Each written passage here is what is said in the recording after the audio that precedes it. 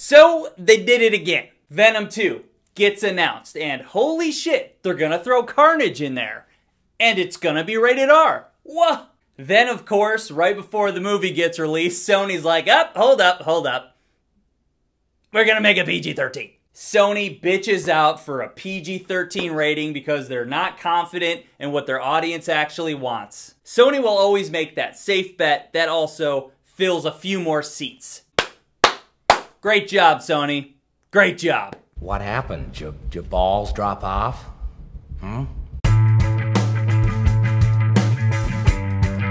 In this movie, Eddie Brock and Venom return as the bickering old married couple. They take a break, and within that time, Cletus Kasady becomes Carnage. And then he proceeds to go on a rampage to find his long-lost love. And then Eddie Brock and Venom gotta resolve their differences and join forces to take on Carnage. That's the movie. Okay, just gonna dive right into it here. The last movie, I was very thrown off by how different Eddie Brock was from the 90s Eddie Brock. My Eddie Brock. Now, as I was watching this movie, I pretty much just decided that I don't like this Eddie Brock. I just don't like him. He's just a shitty journalist, and in this movie, he lucked out with this Cletus Kasady story because Cletus Kasady just likes him. Okay? They don't do a good job at making me feel any way for this character or feeling relatable to this character at all. Just don't like him. I don't like the relationship that he has with Venom. They just take away the best aspect of comic book Venom, which is their need for each other. Venom and Eddie Brock are like addicted to each other. Oh, when they're together, when they're bonded, they are one being sharing a body. And that need for each other that they have is very like crazy abusive. And that's why Spider-Man didn't like the symbiote. The thing that they have in common, which makes them this wonderful villain, is their hatred for Spider-Man and their hatred for Peter Parker. Venom is this hateful character that is personified through this huge, alien, massive thing. And in this movie, they play out that relationship as comedy. They take the bond that Eddie and Venom have and they turn it into jokes. I don't like that. And yes, I am biased, but that's because I have it set in my brain who these characters are from 30 years of reading comics. And comparing the Eddie Brock that I grew up with versus the Eddie Brock in this movie, it might be the most different character from the comics. I don't think they get it at all.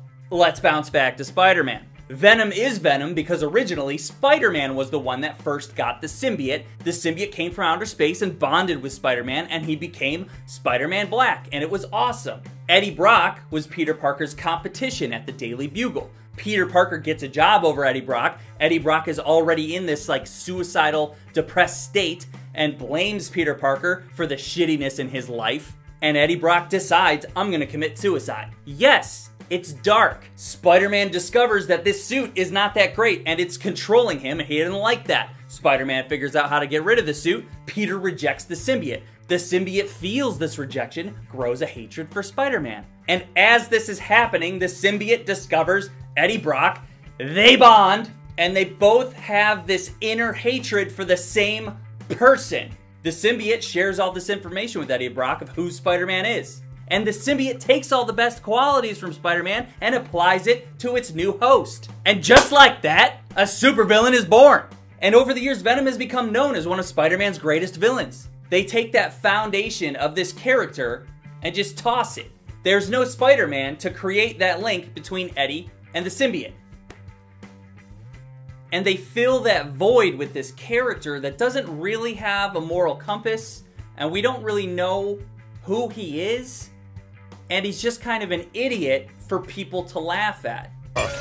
Let's call the whole thing off! Ta-da! Catch up! Excuse me? They had an opportunity here to capitalize on this need for power and this need for vengeance over anything else. And that could have been very cool. But that isn't funny, is it? Movies make more money when they're silly, I guess. And that is why I don't like Eddie Brock and his relationship with Venom. Okay? To me, there is no Venom without that Spider-Man origin. You ever looked at Venom in a fucking comic book? His logo is Spider-Man's logo, like, warped, because he came from Spider-Man. Gah! Michelle Williams returns and reprises her role, and she's wonderful. Honestly, I don't know why she's in this. Anyone else can play that role. It doesn't have to be like one of the best actresses of all time. Movie doesn't deserve her. Let's talk about Carnage. I like Carnage in this, and I thought Woody Harrelson did a pretty darn good job. Not sure Woody Harrelson ever read any comic books with Carnage in them, but if you just tell Woody Harrelson, hey, you're a crazy serial killer, he's good to go. I could have done without the love interest. I think I'd prefer Carnage just escape prison and go out there on this huge killing spree that just forces Venom to confront him. I like the idea of Venom being bad until there's something worse out there that Venom feels responsible for, so he joins the good fight. Whatever though, I didn't think Carnage was bad at all. Didn't hate it one bit. And looks-wise, I thought Carnage looked great. They really took their time on the CG with this character. It was a believable Carnage, and I liked it. And yeah, Carnage is the best part of this movie. I mean, as a comic book fan, I think these movies are stupid. And when I watched this movie, I just saw nothing but missed potential. Is the movie entertaining? Yes. And it's only an hour and a half, which doesn't give it much time to fuck around. I did like that. I did not feel like my time was wasted. But it is stupid. I think Deadpool did such a great job at taking this character from the comics and harnessing it and throwing it up on the big screen. Unfortunately, the success of Deadpool makes studios think that that is a formula for how to make successful movies. And they make just enough money to think, yes, this was a success. And the formula for Deadpool that I'm talking about is like the constant jokes. But that is the character of Deadpool. Deadpool is very funny. Eddie and Venom aren't supposed to be funny together. They are a murderous villain.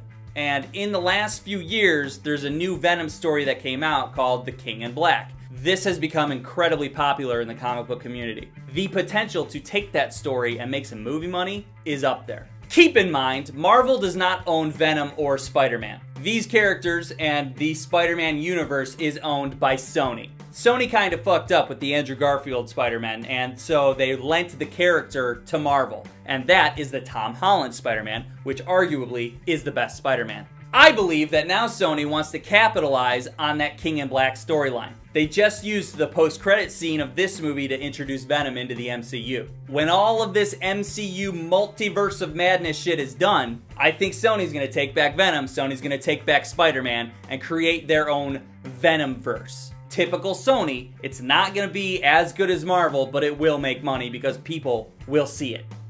I'll see it still. They'll probably try their best to make the King in Black storyline. It's gonna be really watered down. But what makes the King in Black storyline good is its usage of all the Marvel superheroes, which Sony doesn't have access to. That's my theory. I know I'm not the only one that thinks that. It'll be really sad if it plays out that way because Marvel's done such a good job with Spider-Man. They could have done substantially better with Venom as well. Anyway, as a movie, Venom 2 is fine. It's just a little too silly for my taste. Is it better than the first Venom? Yeah, definitely. And if you're a fan of the first one and how that movie plays out, then by all means, you'll probably like this one too. Not everybody out there has this negative, angry comic book fan perspective that I do. And that's okay. What did I like the most about this movie? Well, there's a scene where Cletus Cassidy sends Eddie Brock a postcard, and while Eddie is reading this postcard, it explains Cletus's backstory and what made him a serial killer, and while Eddie's reading, this animation pops up that plays out around him. I thought that was very cool, and I thought it was super creative. Probably the most creative thing in the movie. What did I hate the most? Probably just all the stupid jokes. I could have done without those, but I explained that earlier. For example, the whole nightclub scene, where Venom does like the mic drop.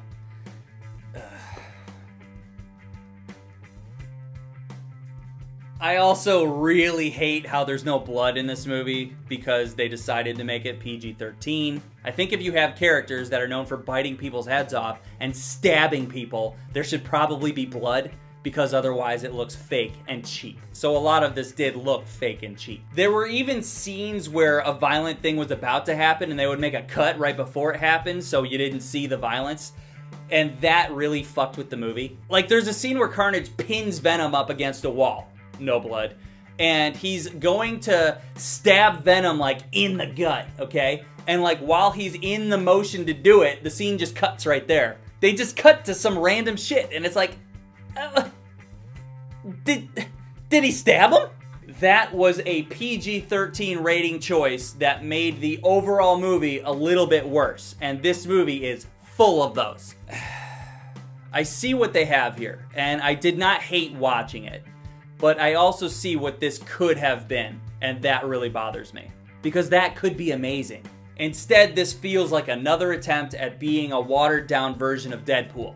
Feels like a cash grab, and I don't like that. If I were like 15 years younger, I'd probably love this movie, honestly. Yeah. Let's see what happens in the next Spider-Man, I guess. Alright. Okay. See ya! So, while I was watching this, I noticed that Tom Hardy has like a finger that doesn't move.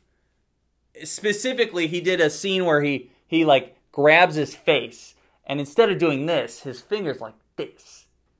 And then I noticed throughout the rest of the movie, like, oh, Tom Hardy can't move his pinky finger. What's the deal with that? What's the deal with Tom Hardy's finger? Tom Hardy has a curled pinky finger as the result of a kitchen knife incident that occurred when he was younger. His pinky is permanently curled.